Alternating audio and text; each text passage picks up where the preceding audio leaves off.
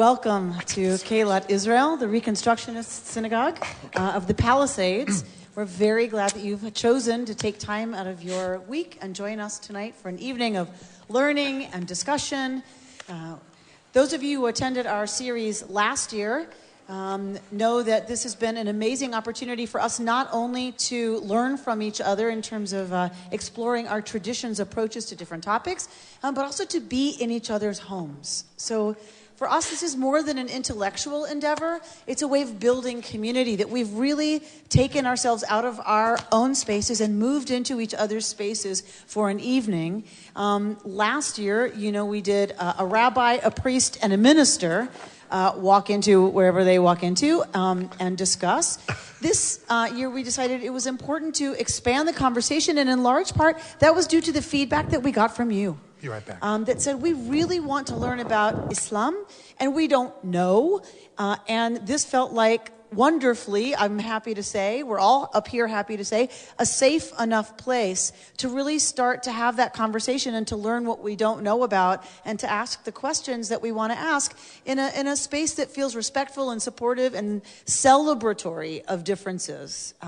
So the other piece of feedback that you gave us in response to our series last year was that as lovely as it felt, the camaraderie up on the bima or the dais or the altar, wherever we were, as lovely as that was, some folks felt we just didn't go deep enough into our differences.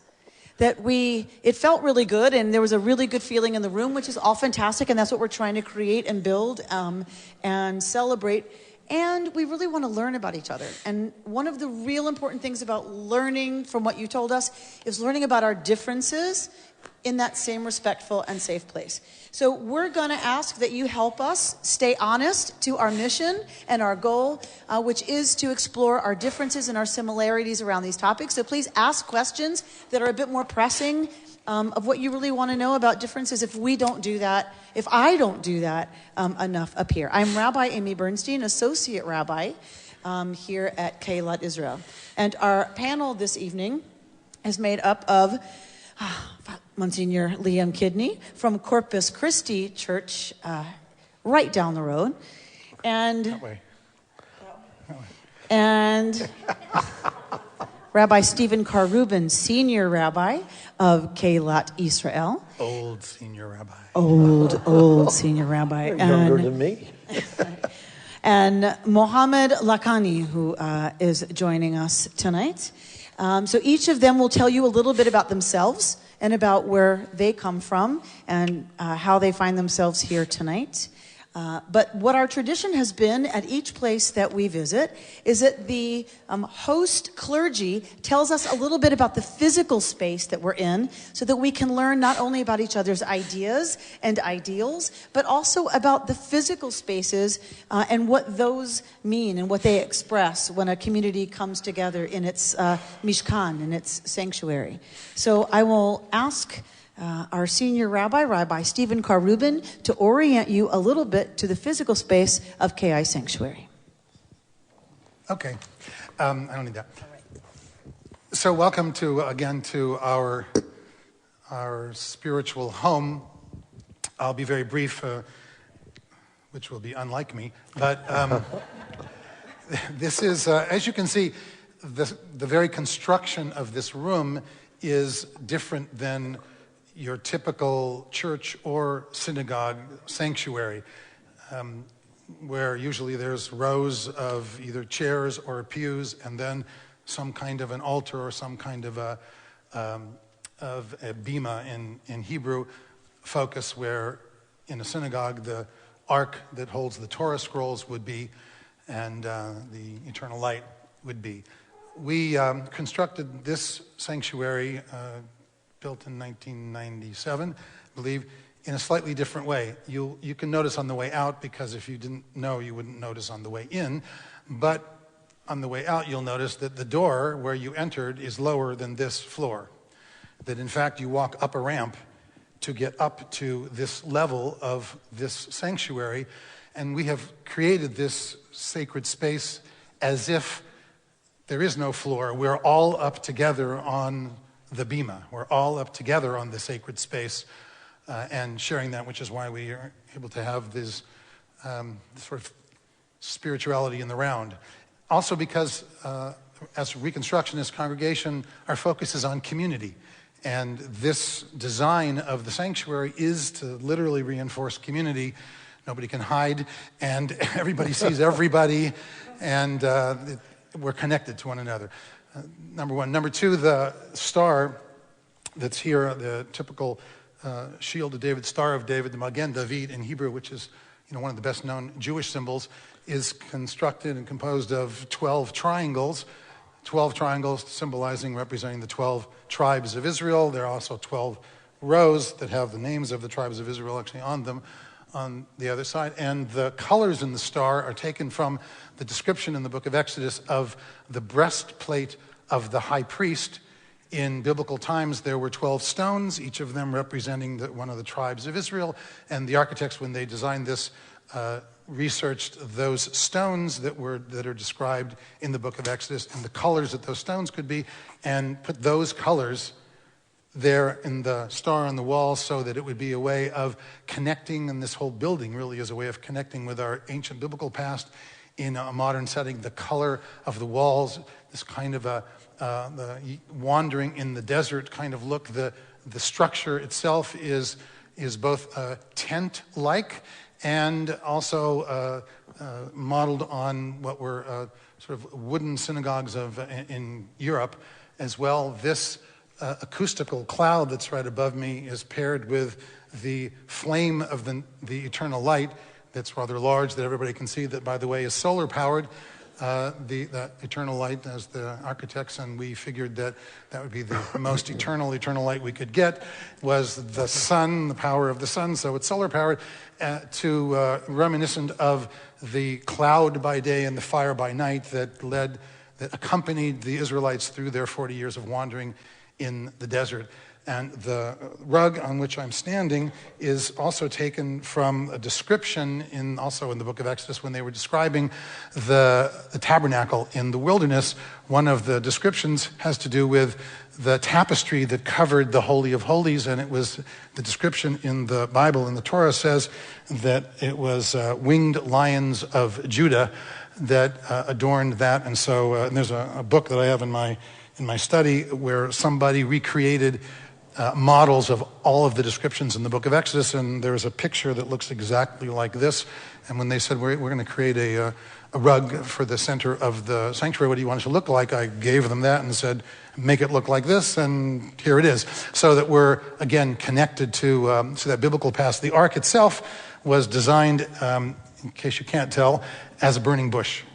That's another one of the symbols of revelation, of God's revelation. The Torah scrolls are in it, and you can see that they sort of emerge out of the ark from the opaque bottom to the clarity of the top as a kind of ongoing revelation that even though the Torah is exactly the same as it's been for thousands of years, we have this sense of revelation. So I'm going to stop talking because I could keep talking forever, but... and the only other thing is that's a memorial wall where every Friday, every Saturday at Shabbat at services, we read the names of the anniversary of the deaths of loved ones, and that's a memorial wall where people put names of loved ones. And so we took a quotation from the book of Proverbs, Ner Adonai Nishmat Adam, that the human soul is the light of God, as a reminder that this is how we believe God is manifest in the world, is through the light of the human soul. So, and welcome to KI. Rabbi Reuben, would you give me your watch? Yeah, but you probably can't read it. You should get someone's watch that you can actually read. He knows it's probably not nice to say no. How about that ring? Anything you want. I was wondering how far you were going to go, but you know. But knowing you, I wasn't wondering at all. So, yeah, give her a watch she can read. My watch is impossible to read. What the heck? Thank you. It's really just jewelry. So our topic this evening, which you hopefully have read in your flyer and have come prepared to ask lots of questions about, is forgiveness in faith. Oh. So dealing with the idea of forgiveness in our traditions, and a lot that each of us can say out of our traditions about that. We want you to be thinking about what you want to know from maybe someone who's not in your faith tradition about that topic. So I'm going to turn the microphone over to Father Kidney. If you will tell us a bit about you, and then if you would please answer the question, how does your tradition define, since if we're talking about forgiveness, we need to first talk about what is a transgression. So if you could please define for us, first of all, what is transgressive? What's transgression? What is sin in your tradition? Mm-hmm. And then we'll start talking about how to deal with that through forgiveness and those modalities. I'm already right there. We're all wired for sound. The idea of, sin in our tradition is rooted actually in Greek, which is the whole idea of missing the target. And so we have a target, or we're headed in a direction, or we have a direction that we're focused on. And that direction is our Jesus, that direction is our God, that direction is Christianity, that direction is living the kingdom and making an effort to live the kingdom. So as I would live my life as a Catholic and as a Christian, there's a direction in my life. And if we would see that direction as heading toward the target. Now, to sin in our tradition is to miss the target. Now, you can miss the target in different ways. If the target is right here in front of me, I can miss the target here, or I can miss the target here, or I can miss the target this way. And in our tradition, we deal with all of those directions, all right?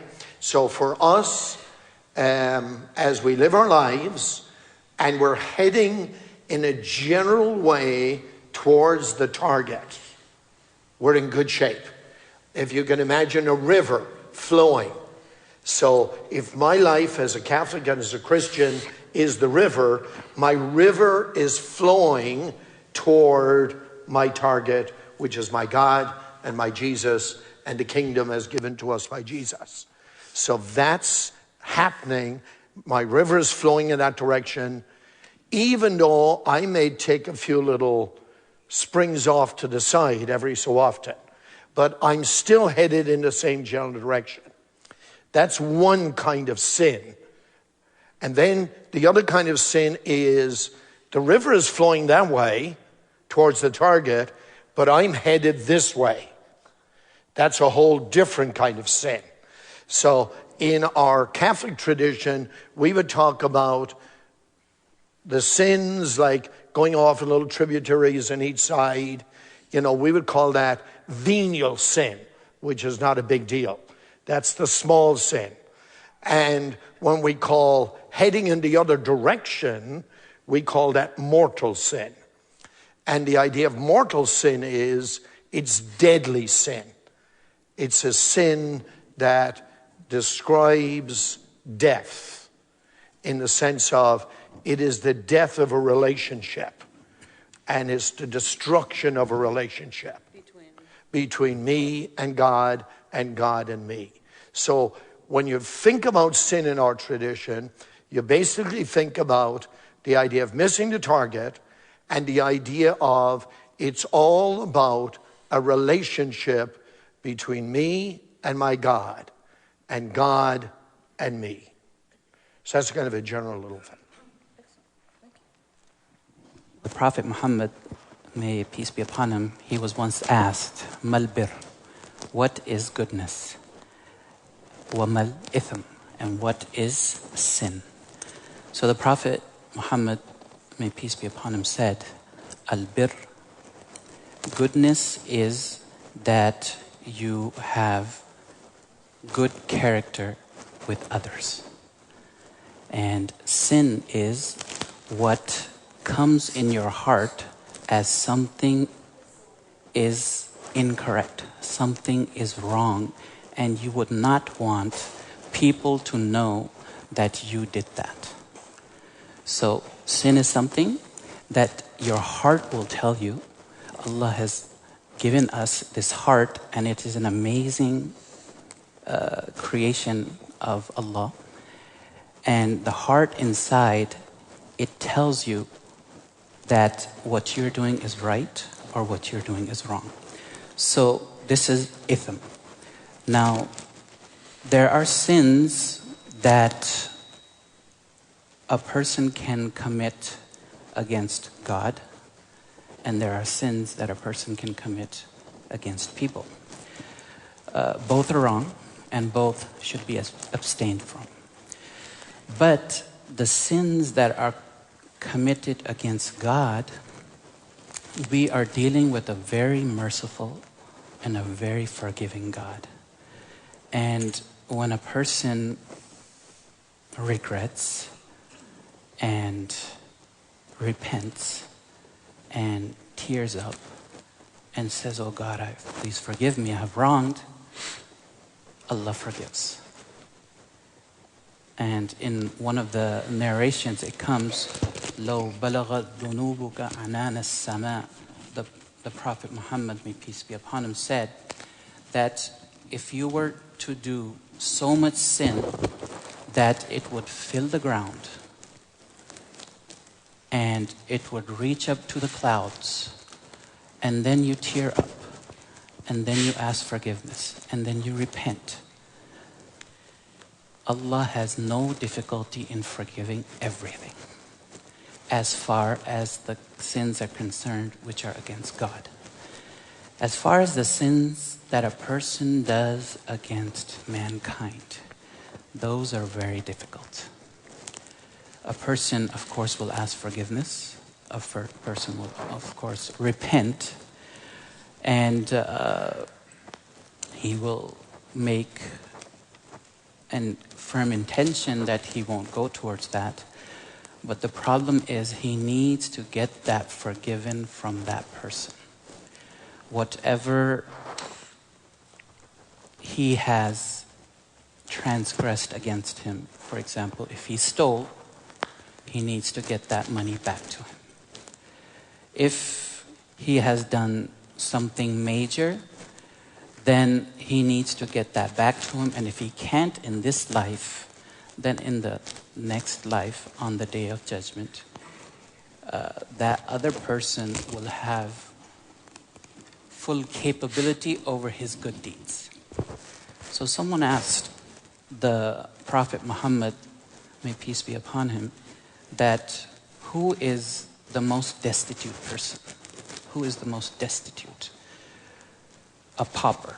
So the companions answered that مَنْ لَا دِرْهَمَ لَهُ وَلَا مَالٍ, a person who has no wealth or no possessions. The Prophet Muhammad said, no. The biggest destitute is the person who will come on the day of judgment and he will have mountains of good. But he may have cursed somebody.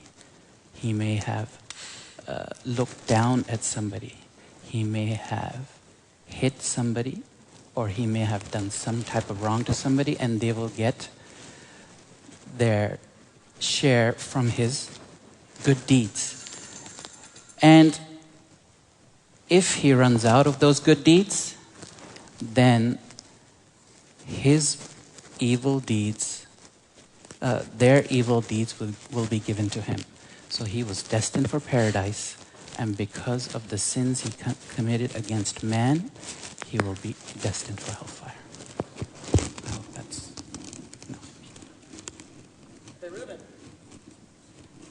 No.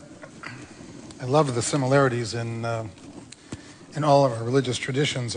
Judaism says essentially there are three kinds of sins. There are sins that we call ben adam lamakam, between the human being and God. There are sins ben adam lachavero, between the human being and another human being. And there are sins ben adam la'atzmo, between the human being and him or herself, that you can sin against yourself. Similarly to what Muhammad said, that in our tradition, the only sins that God can forgive are sins between you and God. The sins between you and anybody else are out of God's territory. Those are things that need to be taken up with the person that you have injured in some way or another. That we recognize it's relatively easy to close the door and go into the privacy of your own meditation and with you and God and say, I'm sorry. It's a lot harder to turn to the person that you injured and go, please forgive me. I was thoughtless. I said something that hurt your feelings, or I was talking about you behind your back, or any of the things that we do. That's a lot harder, and that's the one that counts the most. That and sins against yourself. People have a tendency of committing sins against themselves and somehow thinking that they don't count. We have recognized that every human being has, in a sense, different inclinations that war with each other, so to speak. The Yetzer Tov and the Yetzer Ra, the good and sort of evil inclination in all of us. And that sin, and there are several kinds of sins in Judaism.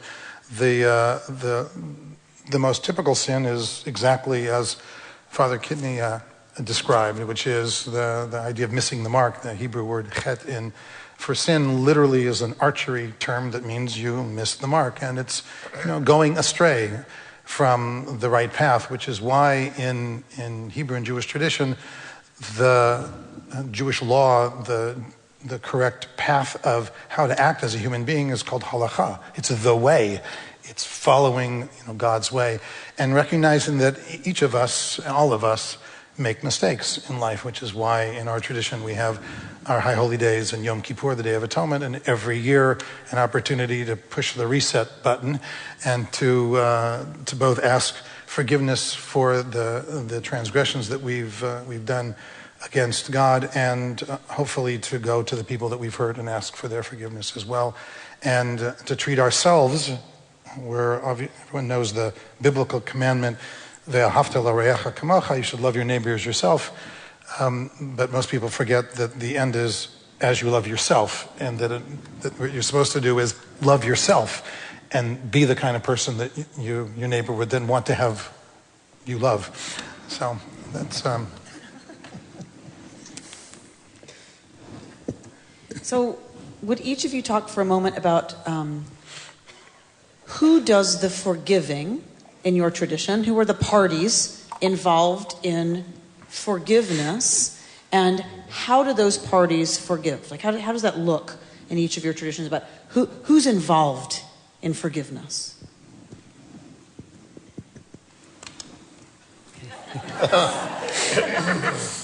Forgive me, but I'd like you to go first. You're forgiven. Thank you. When we were coming here, I was mentioning a story to Brother Uthman, and I will mention that story. I hope it doesn't take too long. One time, the Prophet Muhammad was sitting in a mosque, and he was sitting with his companions, and he says to them, "Yatlu al-an alaykum rajulun min ahl al-jannah." A man from the dwellers of paradise is about to enter the mosque. So all the people looked at the person, and he was obscure. No one knew him. Nobody. So they looked at him. He said, okay. Second day, the Prophet said the same thing, that a man is about to enter the mosque, and he's from the dwellers of paradise. Meaning he has something in him that is making him 100% going to paradise. So the people looked at him again. It was the same man. When it happened a third time, one of the companions of the Prophet, his name is Abdullah bin Amr. May God be pleased with him. He went up to the person. He said, "Can I spend some time with you?" So the person said, "Yes, sure." So they went to the house, and now this Abdullah bin Amr was a person known for worship. In the days he was fasting, in the nights he was up worshiping, giving charity to the poor, reciting the Quran, whatever good deed you can think of, he was on top of it. So he said that I have an opportunity to get something amazing from this person. So I'll learn and I'll put it into my daily routine. So they came home and they had dinner, and he thought that, okay, now he's going to do something that I'm going to learn from.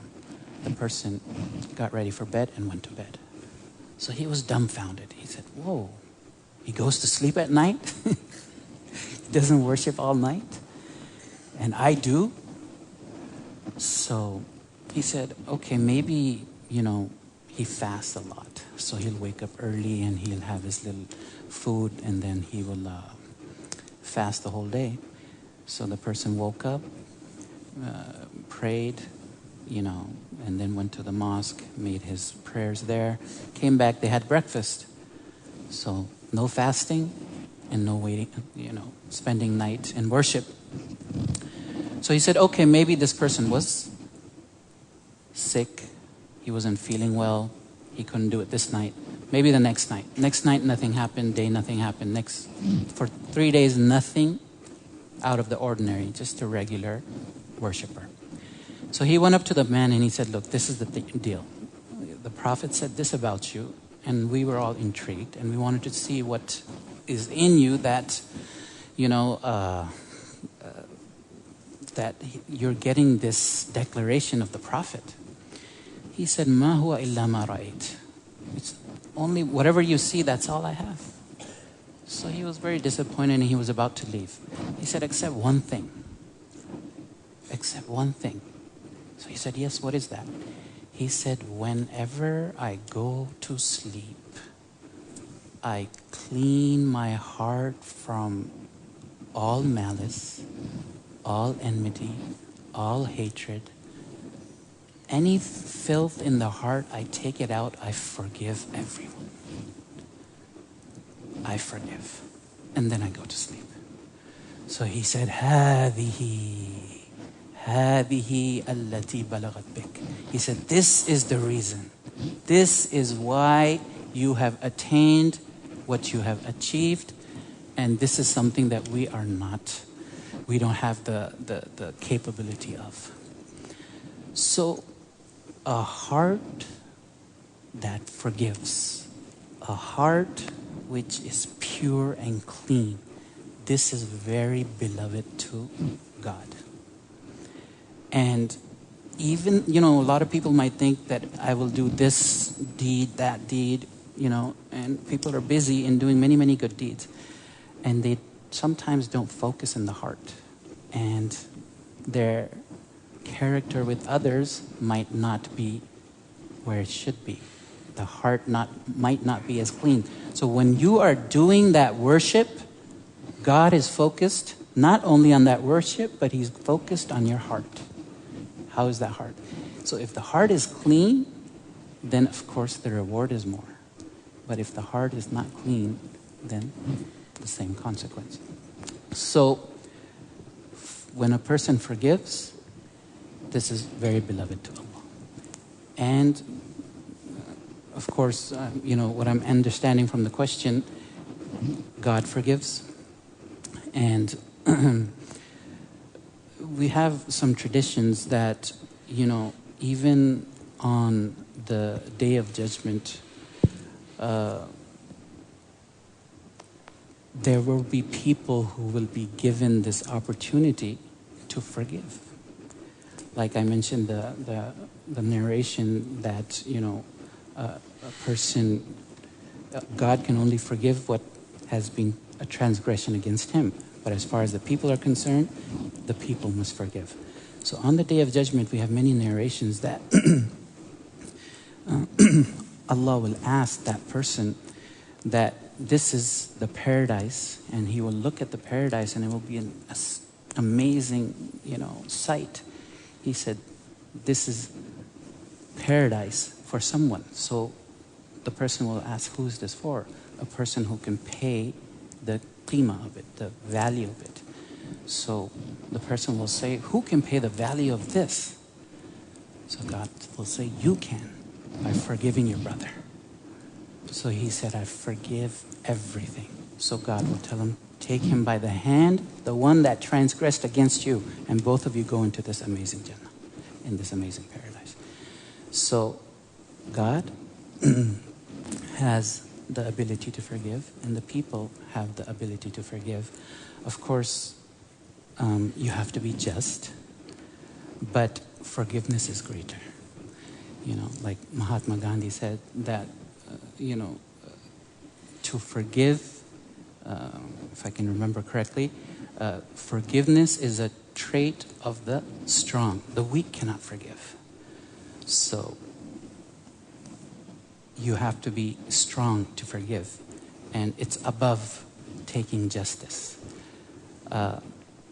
Even after taking justice of whatever you were supposed to be given, you still have to forgive.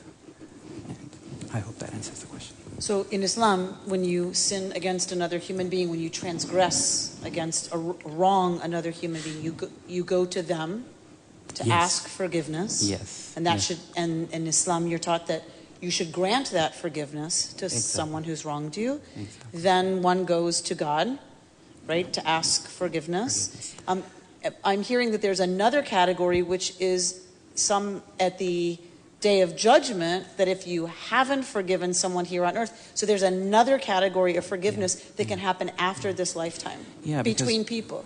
Yeah, because you get this question a lot that, maybe you backbit someone, you slandered someone, you did some things against somebody, but now that person has passed away. So how can you ask forgiveness from that person? So first of all, you have to repent. You have to ask forgiveness. And in our religion, we are supposed to do good deeds on behalf of that person. So, we do the Hajj, and we go to the pilgrimage, or we give charity, or we just pray, and we're intending that this is on behalf of that person. And giving charity is also something that is very important. And the one of the things that the Prophet said was to ask forgiveness for that person. So when you're asking forgiveness for that person, hopefully on the day of judgment, he will see this in his book of deeds, and then he will forgive that person. All right. Thank you. Ruben. Just one other comment about sin. To be clear, in Jewish tradition, sin is in no way a state of being of someone. Sin is always behavior. It's always clearly something that somebody does or says is sinful. The person isn't considered sinful. It's the act that's sinful.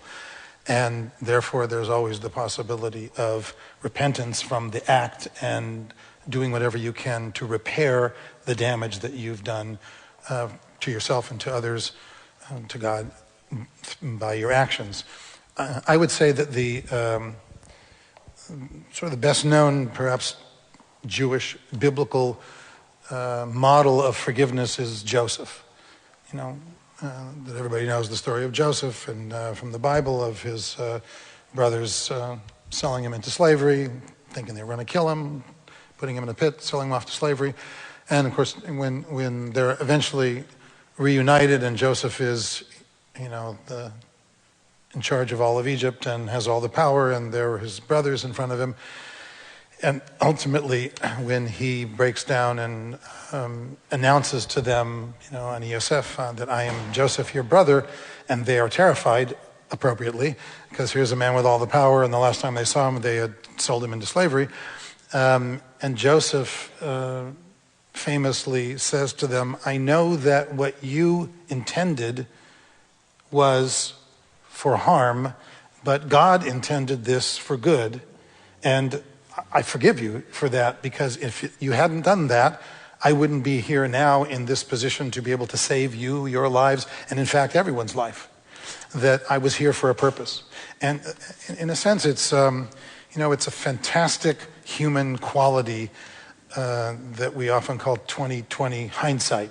That is, we look back at our experiences and we reinterpret them and we revalue them, and often are able to forgive someone and hopefully ourselves as well, as we see where we are today, unlike where we started.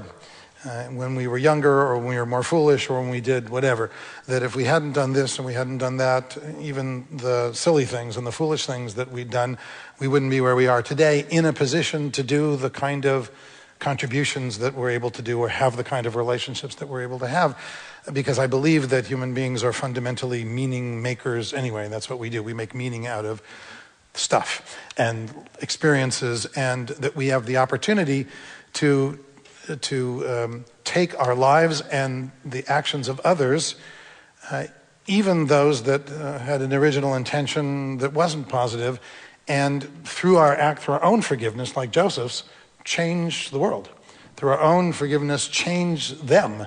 Through our own forgiveness, change ourselves. I mean, our tradition, like many traditions, understands resentment that we hold on to like somebody holding on to a hot coal. And it may be resentment and anger against what somebody did for you, but it's not hurting them that you're holding onto this hot coal. It's only burning you. And the resolution is to let go of the hot coal and to let go of the resentment and to reconcile. So we have two different kinds of forgiveness. God forgives and human beings forgive. But we really only have control over the human being part. So for us, it's about doing what we can to let go and to forgive. So in the Joseph story that you quote, it's that Joseph seems to understand that what was done to him, although it was wrong, what was intended for him, that there was a purpose behind it, that was somehow godly. Yeah, he doesn't suggest that they did anything other than have bad intention, evil intention. But what he was able to do was say, your intention was for evil, but God's intention was for good, and so here I ended up in a position as the vizier of Egypt. Yes. So are there sins that aren't forgivable? He wound up the vizier of Egypt. Other people wind up quadriplegics and dead, and out of someone else's malice. So are there sins that are not forgivable? Are there sins that that one can't forgive in that way? They say it was all for the good somehow. Oh, I'm sure there are. I'm sure forgiveness is a tough thing. Not only is it very difficult to say I'm sorry for most people in the world and to admit that they were wrong, but there's a power that you hold over others when they have wronged you, that people are loath to give up that power, that sort of self-righteous power of going, sorry, I'd like to cling to my hurt, please, because it makes me feel superior in some way. And I think it's a spiritual discipline, and it's a difficult and a challenging spiritual discipline to be able to forgive. And I think anything could be forgivable. That's up to the individual who's hurt to forgive. It's not up to me to forgive myself for something I did that hurt someone else. It's up to the other person, and it's a challenge, and it's a higher spiritual level, I would say, to be able to forgive people for things that they've done when they've hurt you. Yeah, that's the thing. If you want to elevate, and your elevation towards God and spirituality depends on how clean your heart is. Sure. So if you have enmity and hatred, or you have these feelings, then you are stopping that elevation yourself. So it's, like you said, it's very important to forgive even the unforgivable. The advantage and there's something wrong with the sound here. No, you sound great. You guys hear? You can hear now. Yeah. You sound like you have an accent. The advantage and the disadvantage of being the third person to talk is you're hearing all of the things that you feel you relate with. So like what Stephen started with, the idea of that sin is about behavior. all right? We believe as a Catholic people that people are basically good, all right, with a tendency to evil. But the bottom line is people are basically good. Or what another way of describing it is a tendency to selfishness. But the bottom line is we're basically good. So sin is about behavior. You know, it's not the idea of that somebody is bad. So I'm hearing that from Steve, and I'm saying, yes, I'm right there. And then I'm hearing the different stories that the Sheikh was sharing with us and Steve is sharing with us. And I'm thinking about the idea of, Jesus saying to us, sometimes people walk around saying, I love God and I hate my brother. And Jesus says, that man is a liar and the truth is not in him. For how can you love God whom you can't see if you don't love your neighbor whom you see every day? So when we talk about forgiveness, God is the one who forgives. Because in sin, God is the one who's offended. Now there's a subtle difference there, right? When we talk about sin, it's an offense against God. And so therefore, God is the one that's going to do the forgiving. Now, as a human being, Liam Kidney, who claims to be a Christian and who claims to be Catholic, my goal in life is to try to live as my God is calling me to live. Some days I do a good job of that, and some days I do a lousy job, right? But if, for example, as a human being, I refuse to forgive, the only thing I can say is, I am not doing what my God is calling me to do. And if I consistently refuse to forgive, then I must stop calling myself a Christian.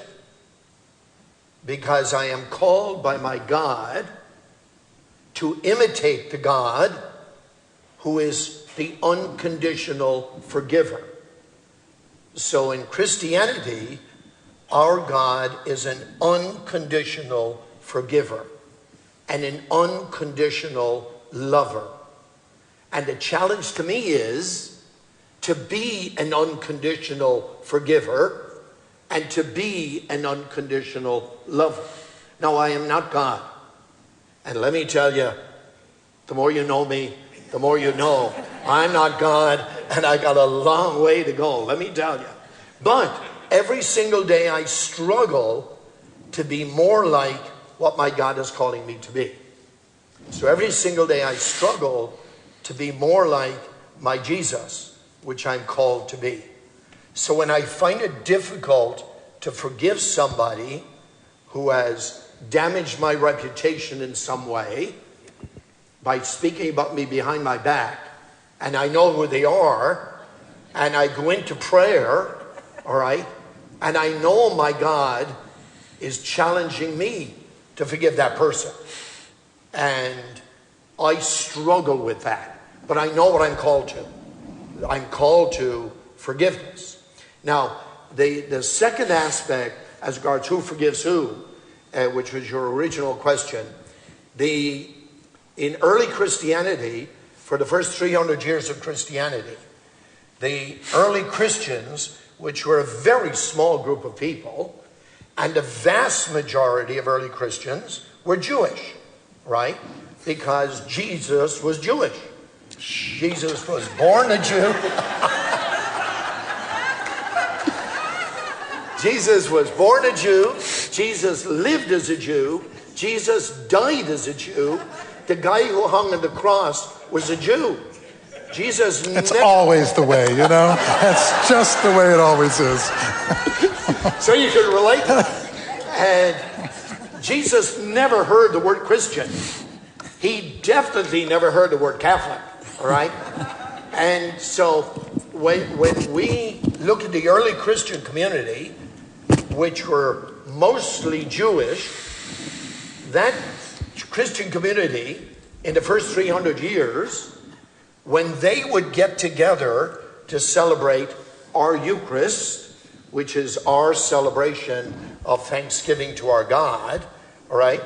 When they would gather to celebrate the Eucharist, they were small groups. 10, 15, maybe 20 people.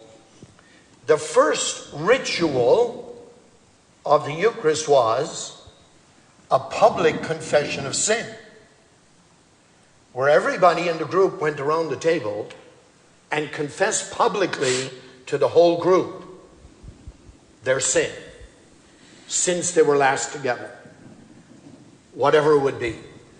I have failed to live up to the call of my Jesus because I was unfaithful to my wife. I have failed to live up to the call of my Jesus because I stole. I failed to live up to the call of my Jesus, whatever the sin was. And that sin was confessed publicly to the whole group. And then the whole group brought forgiveness to that person. But everybody in the group went around. That all worked fine until Constantine. And with Constantine, when he became the Roman emperor, and automatically everybody in the Roman Empire became Christian. That one-on-one confession was a struggle, all right? Because the community... Because it would have taken all week. They would have taken all year. Imagine. Now there were so many people in the community that the concept of every individual standing in front of the community looking for forgiveness became very impractical. And so therefore, a whole new approach to asking for forgiveness happened. And that was the community selected a leader. And they said, this person now speaks for the community. And when this person speaks for the community, if they say you are forgiven on behalf of the community, then you are forgiven. If they say you are not forgiven on behalf of the community, you're not forgiven. But the community choose this person. This person had no power or authority without the community. It's a little bit like being a judge in our society today. Judges are chosen by the community to exercise judgment on behalf of the community. Some judges do a good job. Some judges don't do such a good job. So the community, right after Constantine, around the year 345, 400, they choose, and that person spoke on behalf of the community. But the bottom line is, the forgiveness is rooted in God. So originally, does that mean the role of the priest was giving absolution on behalf, with the authority of the community, not the authority of God? Oh no. For us, the community and God are one and the same.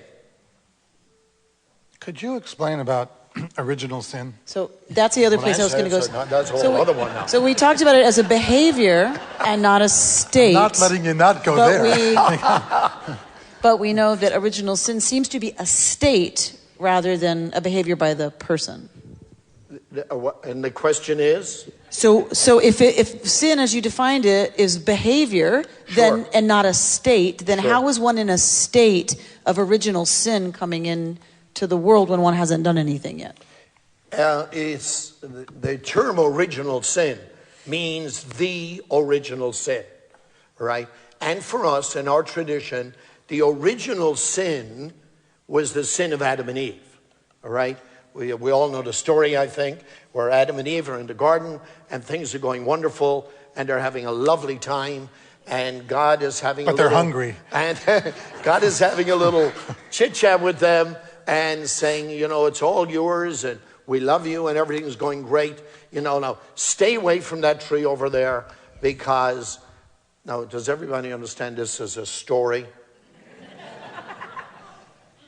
You know, I don't want somebody, wanted, well, what kind of an apple was it? You know what I mean? The idea is stay away from that tree over there and you're going to be just fine. And God goes off into the sunset and the couple are standing around getting bored with life, and they end up meeting the devil, and the devil says, the only reason God doesn't want you to have that tree is if you eat from that tree, you're going to have all the truth of all life. And they chit-chatted about that, and they decided to give it a shot, you know. And so it reminds me of a joke that I'm going to... Can I tell the joke? It's not a priest or rabbi. No, it's not a priest or rabbi. Okay. The joke is about the priest is preaching in church, and the church is packed with people, full. And the priest is up there preaching, giving everybody blazes about the whole thing, right? And there's a guy up in the choir loft, and he gets so excited by what the priest says, he flips over and falls off the choir loft. But as he's going down, he grabs the chandelier. You know what I mean? I blew that on the thing. I told the joke wrong. It's a woman. There she is up in the choir loft. There she is in the choir loft, all excited about what the priest says, and flips over the choir loft. And as she's falling, she grabs the chandelier. And so with that, the priest looks, and there's Mrs. Murphy hanging on the chandelier right there. And the priest says, if any man in this audience dares to look up, he'll go blind, you know. And Mike turned to Patrick and he says, I think I'll risk one eye.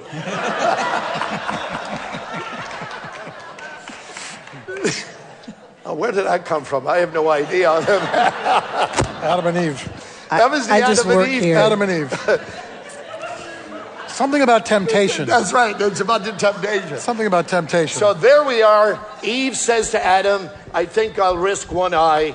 And she took a bite out of the apple, all right? Now, by the way, a little trivia. The only thing they knew, God bless you, the only thing they knew that they didn't know before, after eating the apple, is they were naked. They learned nothing new other than they were naked. So we could talk about that scripturally and see what the symbolism of that is. So the idea of that sin, and that is not listening to your God, not following the directives of your God, and failing to be what God has called you to be, not trusting your God, we call that original sin. All right?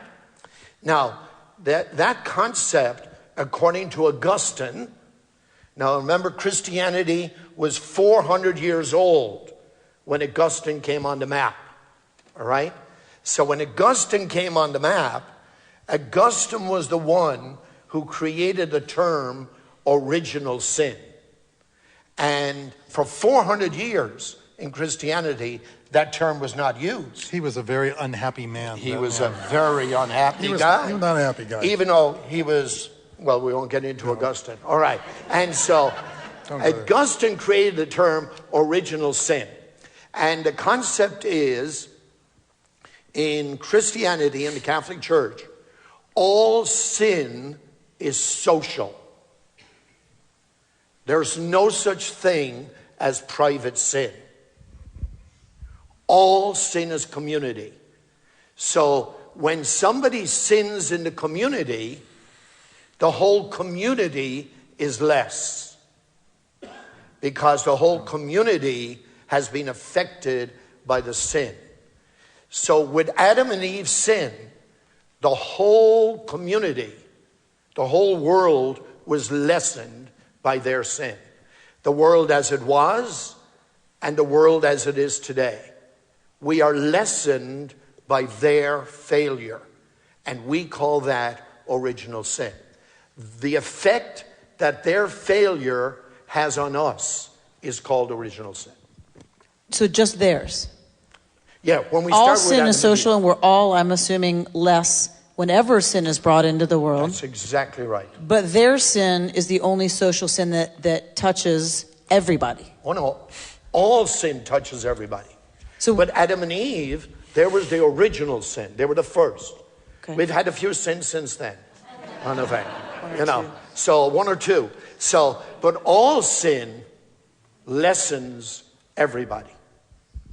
So every tradition seems to agree that it's a good idea to forgive, that we're supposed to forgive each other, that God calls us into forgiveness of one another before we can presumably go to God. So why is it we have such a hard time forgiving one another?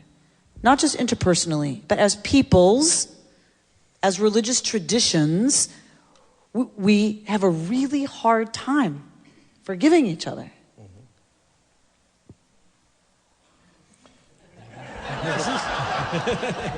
Because we're human beings. We're just human beings. And we hold on to things. The definition of Irish Alzheimer's. You forget everything except the grudges. And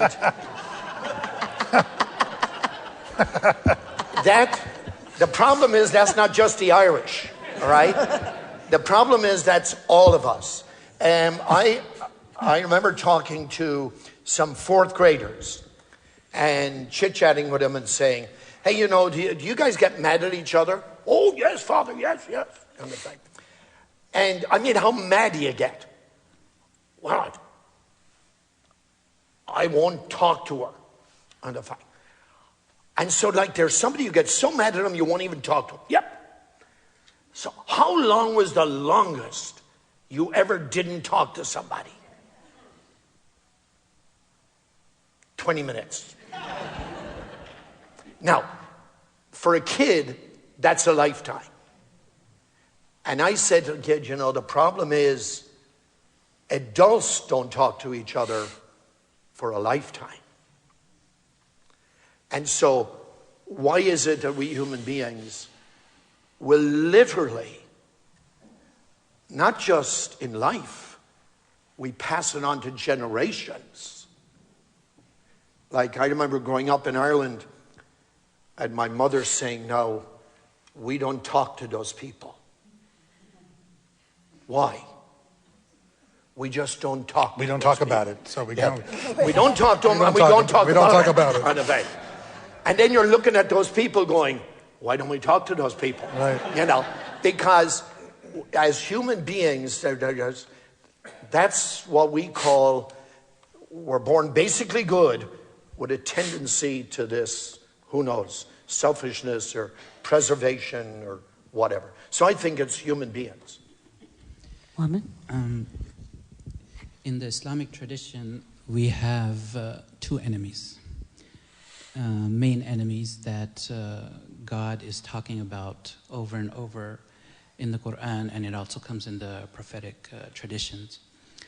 The first enemy we all know, Satan, and Quran mentions it that innahu kana lakum aduwwan mubina.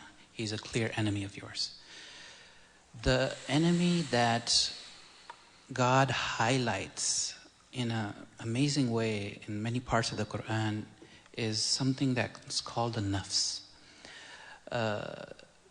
Nafs means the inner self, I call it the inner animal, the lower self inside a person. And we've been sent in this world to perfect our spirituality. And we have attacks from shaitan or Satan, and then we get attacked from our inner self, which keeps us from elevating. And this, God calls, is the biggest enemy. And, even the Prophet Muhammad has said that the biggest enemy that you have is, and he took the, metaphor, he said the biggest enemy you have is between your legs. So he was pointing towards the nafs. So we have been given this time in this world to perfect our religion, perfect our connection and our attachment with Allah through training the nafs, training this inner animal. You can't kill it. It's there. It's an enemy. It's a test for all of us. And we, through our teachings, through the character of the prophets, through the laws of God, we are training ourselves, and we are bettering this nafs that is inside, this inner lower self that is inside. It's even in the prophets. And they also are going through this test.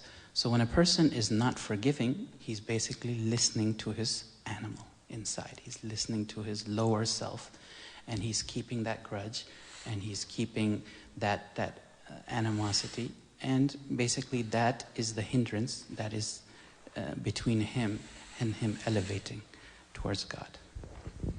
It seems to me that in Jewish tradition, the purpose of life, the purpose of being here, we say is litaken olam b'malchut Shaddai, to heal the broken fragments of the world with holiness. That is, like in the Torah in the book of Leviticus, where God says, Kedoshim tihiyu, be holy, that our sort of prime directive is to be holy and to bring holiness into the world. And that if we act in such a way that that our actions and our words help heal the brokenness of the world, we are bringing holiness into the world. We are imitating God.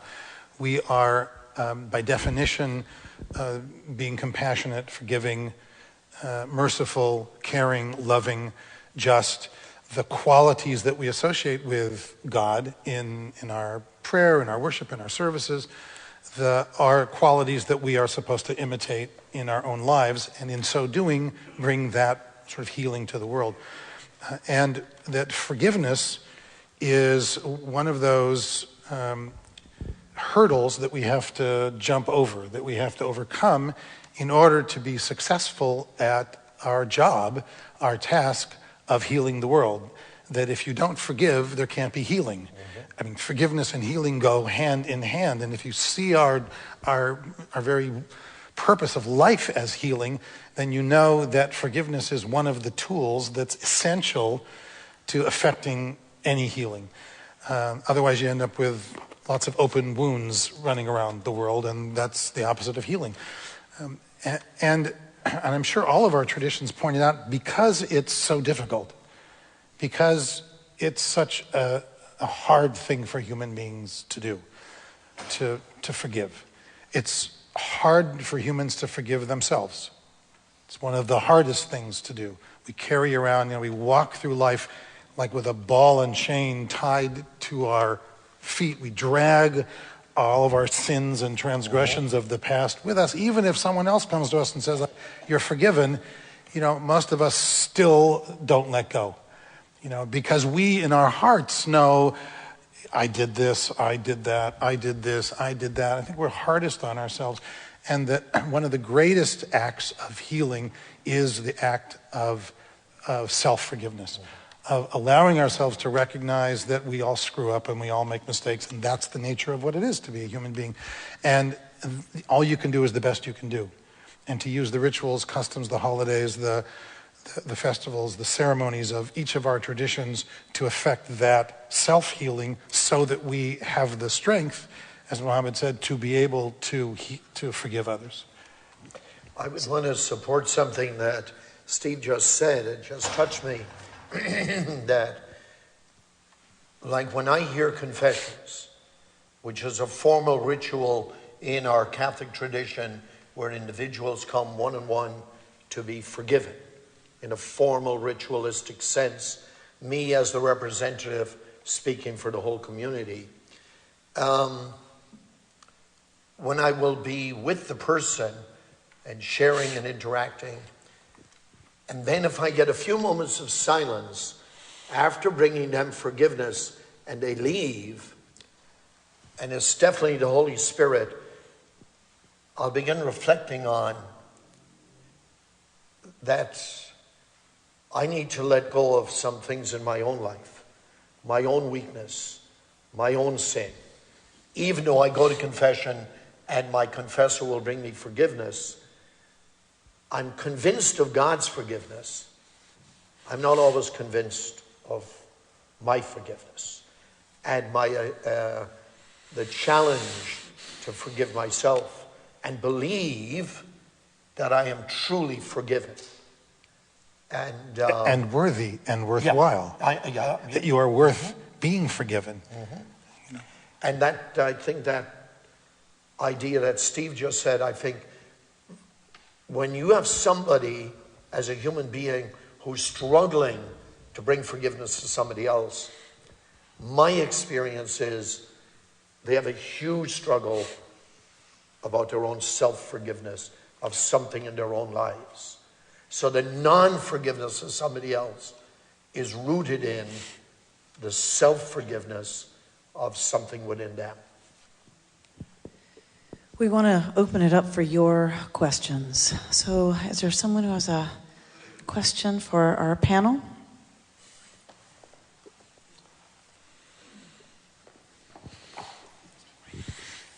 I'll try. Good.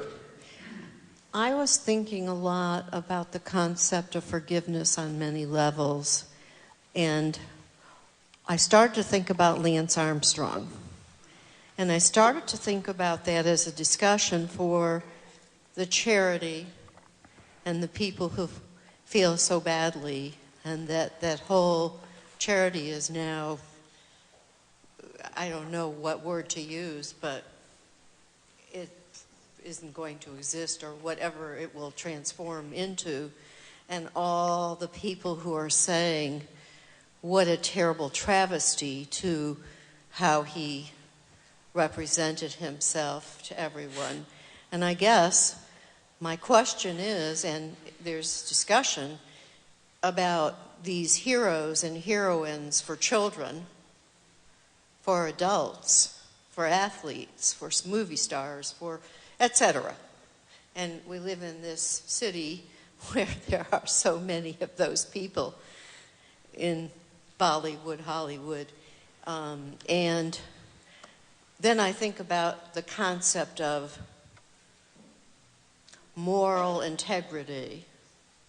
And Lawrence Kohlberg, the moral development theorist, and talked about the levels of moral development, etc. Enough.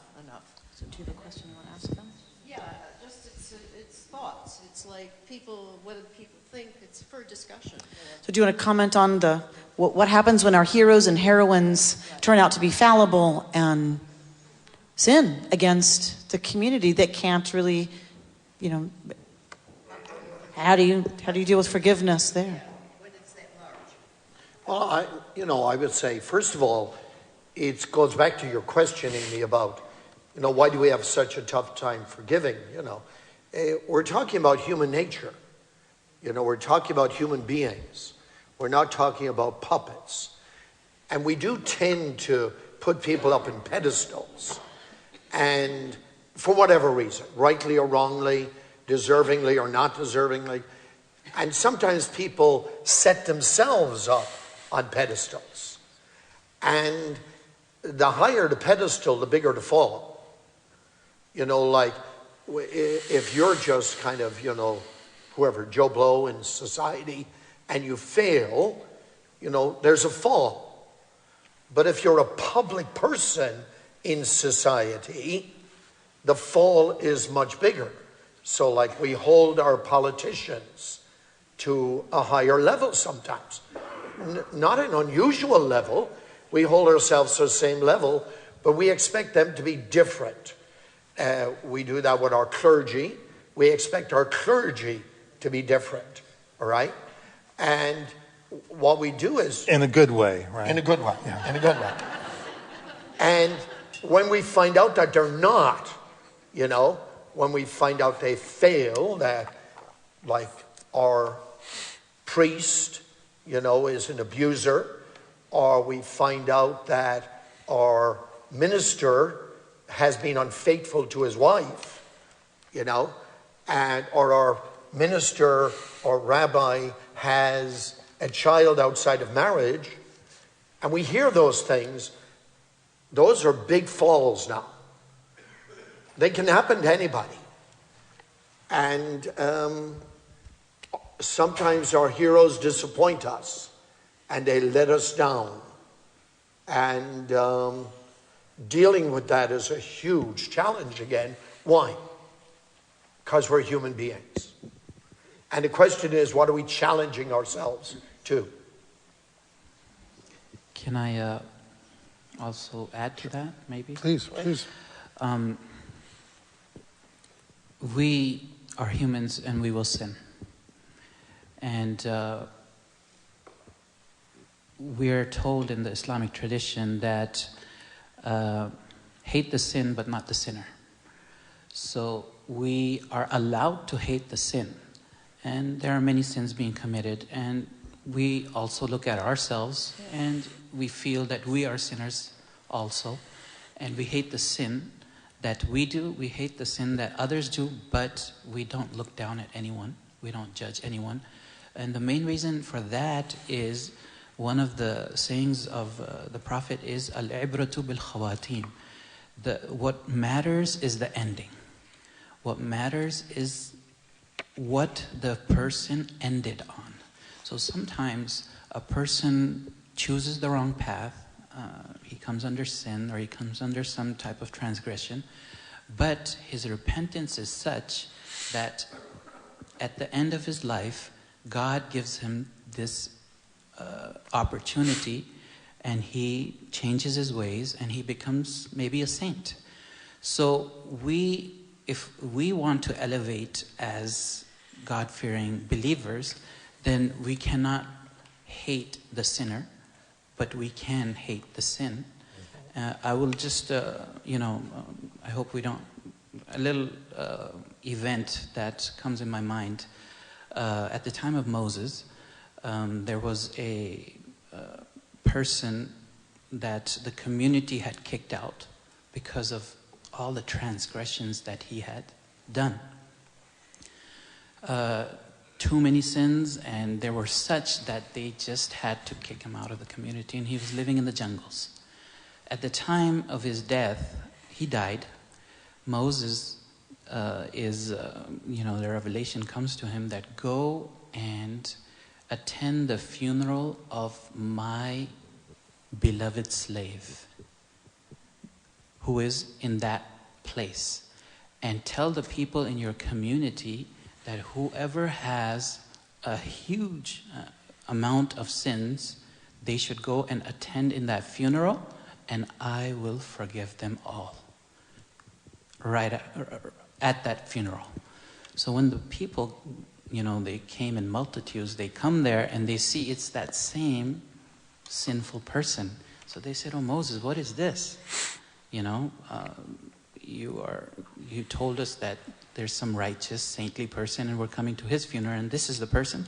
We kicked him out." So he asked God, and God told him that he made such a repentance because it's mentioned in the narration that he looked to his right and he looked to his left and there he saw no one, and he turned towards the heavens and he made such a repentance that was so beloved to God that because of him, the sinner, the rest of the people that attended the funeral, they got forgiven. So you never know how a person ends his life. So we are not there to judge. But if we want to elevate, then we have to keep our hearts clean from everyone. So I guess for me, I also struggle with the ways that our traditions use our faith traditions to hold people to the opposite of that, to hold people accountable as groups. That whether it's the West and we're sinners and so, we deserve whatever comes, or in the Middle East where we demonize each other and all kinds of horrible things happen, or certainly in Ireland, right? Violence used in the name of faith because somehow people have participated in sinful behavior in such a way that they therefore forfeit their lives. And I think it's so true what we've heard here tonight is how most of us would think about forgiveness, and yet I carry away this feeling there's this other level of all of our traditions where where faith is used as a way to say categorically a group is sinful enough that there are no innocents among them. And just want to say that I'm kind of aware of that and struggling with that as I hand the microphone to someone else to ask a question. But Amy, what you just said right there now, is there a question in there someplace? I just think we dance around the fact that within our traditions, whatever we've just said about everybody needs to be forgiven and sin is a behavior and not a state, and you love the sinner, you hate the sin, I think there is a way that faith traditions have gotten themselves around an idea that a group can participate in a way of living, a way of thinking, a way of practicing, a way of being that makes them so sinful somehow that we can blow up their children.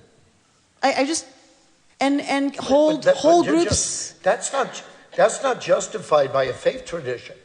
Right, but I think faith traditions have used the language of faith to justify that. That's all I'm saying. That we just are all agreeing that that's not something we would do.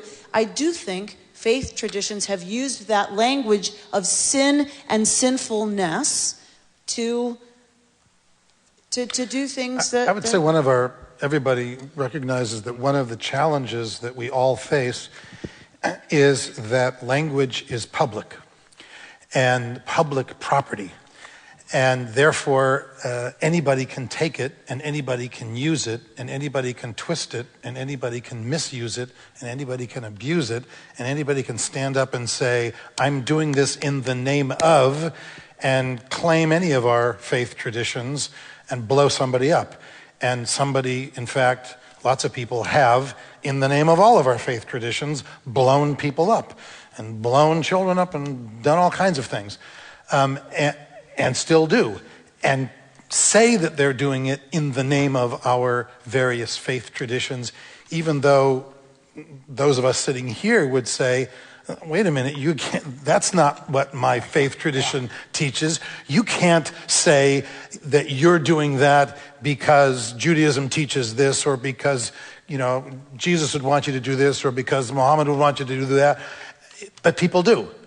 And people twist and misuse religion as they do every other philosophy and theology in life, and say, I'm doing this, and maybe they believe it.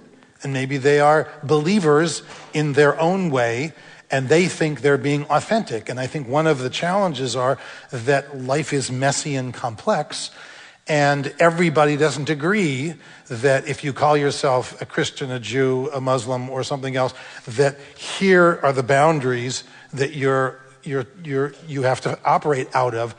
People misuse and misteach, and we all take the consequences of that, unfortunately. That's why I think what's called into then is leadership. So like, for example, if you have a Catholic young man, which has happened in this country, who takes a gun and kills a doctor who performs abortions, and his tradition is Catholicism, and he says he's killing this doctor because the doctor is a murderer and he will never do any more abortions, and somehow that young man justifies that out of his, quote, Catholic tradition. To me, that's where leadership comes in and needs to speak out and say, that is not representative of Catholic tradition. That is not what we're called to. That is wrong, and that young man, in doing that, is not speaking the truth as expressed in a Catholic tradition. But that's about leadership, that the leadership of that tradition has to now speak up. You can't just let that kind of muzzle a little bit around out there, and, kind of it's dwelling up, and you have people saying, oh yeah, he's right, oh yeah, that's right, I kind of agree with him. No. Leadership in that community must speak up and say, that's wrong. Amen. I'm curious how each religion would view the following. I've had things done to me in the past, as I'm sure everyone in this room has, that in some ways were, to me, unforgivable, but I've been able to look past them and forgive the person because I recognize I recognize they're not perfect and they are human beings. And I also recognize that people make mistakes, and perhaps that person's view or their shortcomings made them act a way that I wouldn't have acted. But what I haven't been able to do is necessarily forget what happened. And some of the relationships, while I've mended those relationships and they continue on, in the back of my mind, I can't help but forget the pain that I felt from their actions, the fact that if they were capable of doing it once, it could happen again. And so there's the word forget. So I've been able to forgive. I haven't necessarily been able to forget. And I'm wondering how each of these, each of the respective religions view that.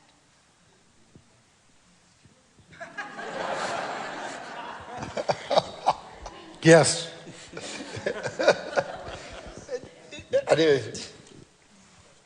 To me, what you're sharing is that you're a fine, healthy human being. Yeah. And I don't think there's a link between forgiveness and forgetting. I think they're two separate concepts. Because some hurts are so deep, all right, that they can begin to take us over. And I go back to what Steve said in the beginning. I would encourage somebody like that, when they would come and talk to me, you like to think about, if you keep on holding on to this, remember the person that hurt you, they've long forgotten this. And yet I'm keeping it alive. And the only way it's going to stay alive is if we nourish it. If you don't nourish something, it dies. And so we have to begin to look within ourselves, how am I nourishing this not forgetting? How am I nourishing that in some way? Now, I'm not a psychologist or psychiatrist. I'm just a guy that does the best I can as regards working with people. But I wouldn't necessarily link forgiveness and forgetting. They're two different human experiences. Well, I haven't necessarily nourished it, but in the back of my mind, I think that the relationship changed. Oh, without a doubt. Truly forgiving somebody the way that you just discussed. I suppose what I've taken away from this is that if your God tells you to do something a certain way, then the relationship really shouldn't change. But how does it not? Well, it has to change. No, I think that's an unrealistic expectation, and I personally wouldn't expect somebody to forget what was done. First of all, it's foolish to do that, and because it's what you said before is probably true, that someone who does something before could do the same thing again. The forgiveness part is for you to be able to not walk around like this, not walk around having it hurt you, having it continue to be in your present. That's really what it's about. It's for you to be able to let go of your hurt and your pain, not to necessarily trust that the person is, I'm going to turn my life over to this person again. And forgetting is probably impossible. I mean, this is the nature of human beings. You forgive and then you move on, but you don't want to be foolish either. We have time for 2 more questions. One over here. Okay. Yes, thank you. I thought it's just been a wonderful discussion. I'm curious as to the difference between when you talk about imitating God and our call to be more like God, and these celebrities you see who become God. What is it that happens in the human being where they displace their God and become that? And I think I see that so much in our society. Can you address that from the 3 different perspectives? Yeah, I think that, I'll be quick. Jewish tradition and certainly the biblical tradition holds up almost as the number one sin, idolatry. The number one sin in the Torah, I think, is without question idolatry. And idolatry is putting something higher than God. That is putting, and in sort of common everyday language, it means making anything more important than the kind of values that we're talking about. Whatever it is, whether it's a celebrity, whether it's money, whether it's, having the best house, whether it's being the baddest guy on the block, whatever it happens to be, when you elevate something or a part of something to be the most important thing in your life, hero worship, like the kind of celebrity worship that you're talking about, turning someone into, quote, God, means that you've decided that is more important and more valuable and of a higher value to you than the kind of ethics and values and way of life that our traditions teach us to in fact cherish. And that's what idolatry is. And it comes in many forms. And it's something that it's easy for us to slip into. And certainly in Los Angeles, it's the nature of our town. And it's something that's why we have religious traditions, and people go to church, and people go to mosques, and people go to synagogues, to remind themselves of what really matters. It's because we need to remind ourselves of the things that matter most in life. I second that. And there you go. I'm reminded by a question of two things. One is, many years ago, I went to a concert in the Coliseum in Los Angeles for U2, all right? The Joshua Tree album. That'll tell you how old it was, all right? And there are 90,000 people at this concert, and halfway through the concert, Bono from U2 walks out in this kind of runway out into the middle of the Coliseum, and the spotlights are on him, and you have 90,000 people around. And I'm going, and the people are just, treating this guy like God. And well, he is pretty cool. You got to admit, the guy's really cool. And, he gave a little, for lack of a better word, fervorino on social justice and a call to justice. I turned to a priest friend of mine who was with me, and I said, thanks be to God he said something worthwhile. Yeah. Because if he had said something stupid, it would have the same value, right, in the sense of for the 90,000 people, because he said it. Right. And that's the idolatry thing. Yeah. And the other thing is, like, I walk in the patio of our church on a Sunday morning, and celebrities, are part of our community. None of them are there because of their fame in some way. They're there because they're putting God in the right place. And that's the key. That's why they're there.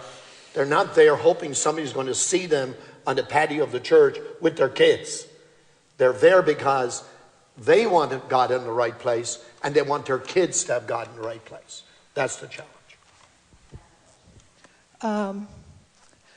Mohammed, I'm sure you can appreciate that the Islam that you talk about here is very different than the radical Islam that we read about in the newspaper. My question is, does it make a difference in the Quran or to the Prophet if the person who is the transgressor is a member of your faith or not, and whether they believe in Allah? And then likewise for the other clergy, does it make a difference if it is a faith-based or a non-faith-based transgressor? Of course not. As far as, we hear this word radical Islam, what we need to focus on is, of course, the source and the Quran and the prophetic traditions and what they teach. And unfortunately, in every religion, you will have people who understand it incorrectly. And unfortunately, you will have issues. And those issues, we have to basically build from. If it's a person is transgressing and he's of your own faith, he will get the same punishment, or he will get the same in return. And if it's of a different faith, they will get the same return. I don't know if I answered the question. Because there's oftentimes language about the infidel, and the infidel does not deserve any kind of mercy. The infidel does not constitute a human being. That's the language that we see in the papers. And the concern is, if that is not the tradition of the Quran, then what is leadership doing to bring that to the public? Well, living in this country, there is leadership that is doing what they can. And as far as, the infidel, basically the Quran does have words which have violence in them. So does the Bible, and so does the Torah. And basically we have to understand that these words, why they came. Now the Quran came over a period of 23 years. And in those 23 years, sometimes it was revealed while the Prophet was in the market. Sometimes it was being revealed while he was at home. Sometimes he was in the mosque. And sometimes it was being revealed while they were in battle.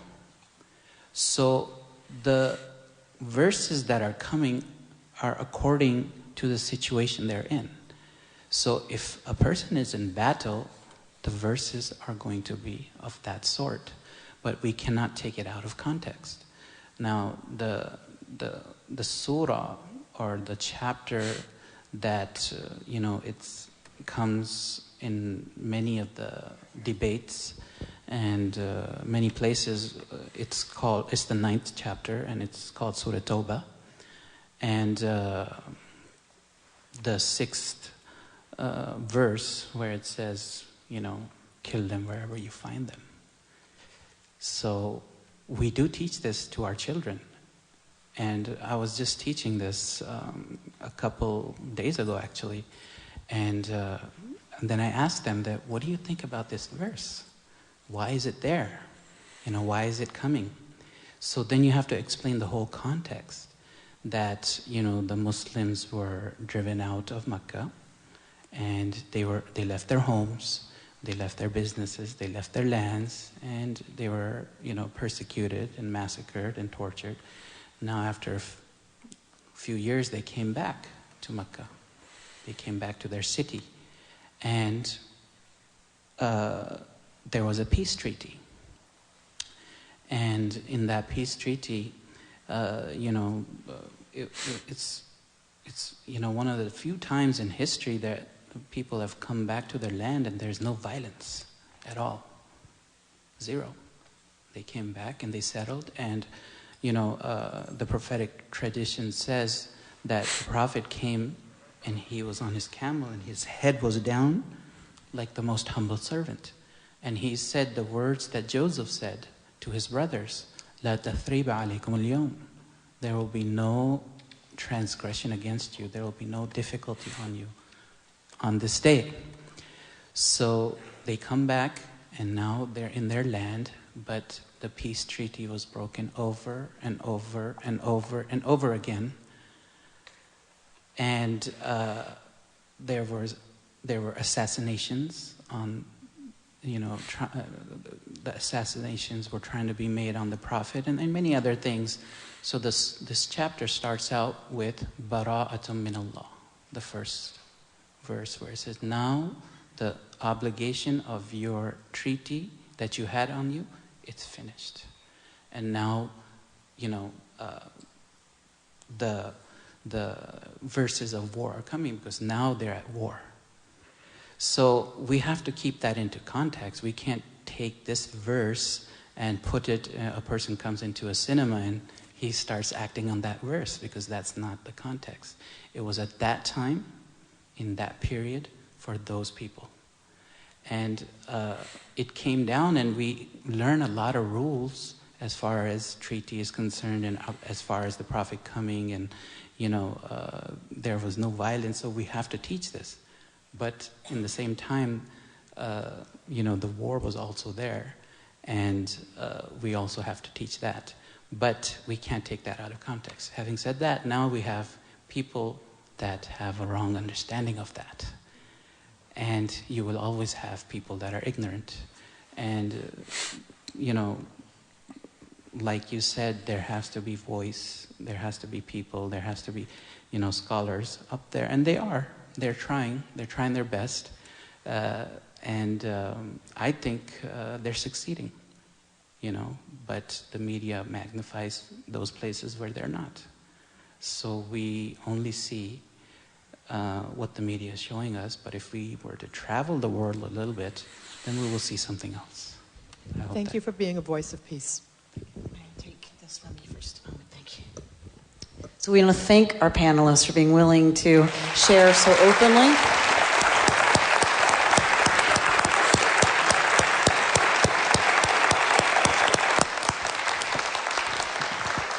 And we hope that you'll join us for our other two discussions. The next, speaking of folks who get it wrong, the role of females in... the history of religious traditions. Tuesday, February 19th, that will be at Corpus Christi Catholic Church. And after that, myths and misperceptions, which will be Tuesday, March 19th at the King Fahad Mosque. And we hope that you will join us in all those places. He's going to show you something funny in just a minute. But before I lose y'all to him, we are giving each of our speakers who came here tonight their own water bottle that they were pouring out of tonight, and it says, "Heal the world, Tikkun Olam, Keilat Israel." Because we really do believe, all of us in this room, that this is what begins to truly heal the world, is to start coming together and talking bravely and courageously and openly with one another. Now you can have it. No, I just couldn't believe that somebody sent me this in the mail. It's a fruit and nut bar called "A Priest, a Rabbi, and a Penguin Walk into a Bar." That's all. Have a great evening.